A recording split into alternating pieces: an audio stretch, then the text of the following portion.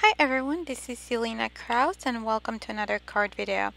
In this video we'll show you how to do some masking that seems a little bit more complicated when it comes to stamping with acrylic block compared to stamping with the MISTI. So we're going to be using the MISTI tool and some masking paper.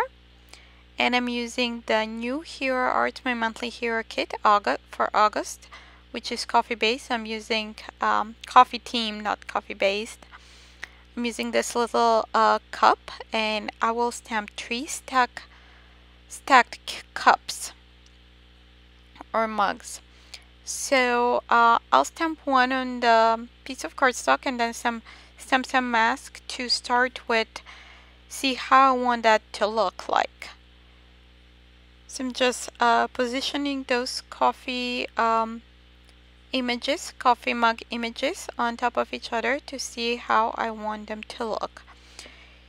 So we're gonna go from the top to the bottom because it's much easier when it comes to masking.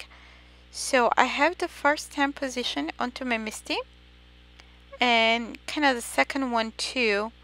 Well, the second image where I want it to be, and I'm positioning mask that I cut out that top part where I want the cup to look like it's inside the other cup. So you see here like that little orange area there that it didn't stamp.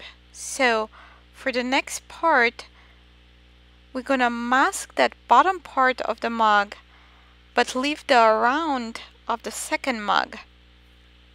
So we will see what we're doing here. On the top mask I stamped again on top the overlapping image and see how that, like, I masked it there, and I'm just here positioning another one to see how that looks like. Well, not how that looks, because I want that the middle cup, it's kind of in between the top and the bottom, so I have to mask the top and I have to mask the bottom. So there I'm making sure everything looks okay. So next, for the last one, I'm positioning. So I'm gonna stamp here. I'm putting that post-it notes and stamping over the second mask. So see there, that bottom part where that line of the mug intersects, I'll just cut it off and mask my mug in the middle. See, that's not full mug, it just chopped off on the bottom. So we have that bottom line of the mug can stamp freely there, but it won't stamp on top of the mug on the back. So we have that image here.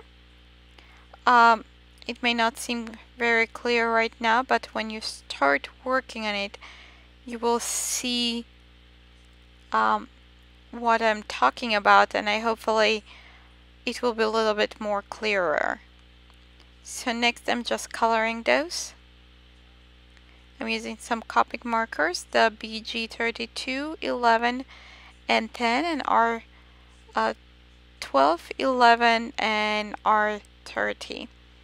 And then I'm using E74, 77, and 79 for the coffee. Next, there are some areas that were not stamped fully, so I just connected those lines together to have nice and finished image, and then I'm kind of grounding those mugs using the W line, W family, which is the warm gray. Next, I'm picking a few sentiments to stamp on top of the mugs. I'm putting again that panel into my MISTI.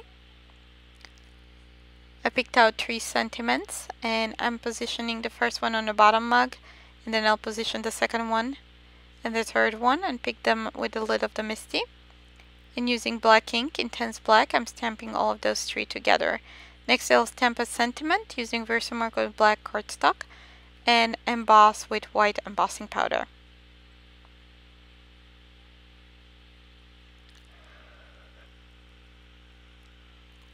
I'll heat set this using my heat tool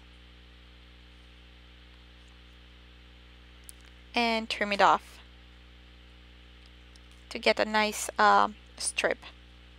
So using some mounting tape, before that actually I'll trim my panel down to 4 by 5 1/4, and using mounting, not yet actually, I'm scoring my note card here. I'm doing a 10 folded note card, and now I'm adding that foam tape on back of my sentiment. I'm using T-ruler to line it up.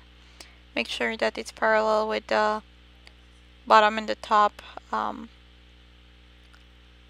ends.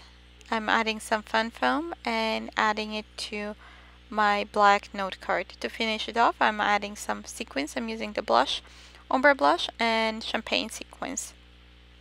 And then I'm just adhering it as a finishing touch. So here's the finished card. Thanks for watching, and see you soon in another video. In the meantime, do not forget to subscribe to my blog and my YouTube channel for more ideas and inspiration. Thank you so much. Bye!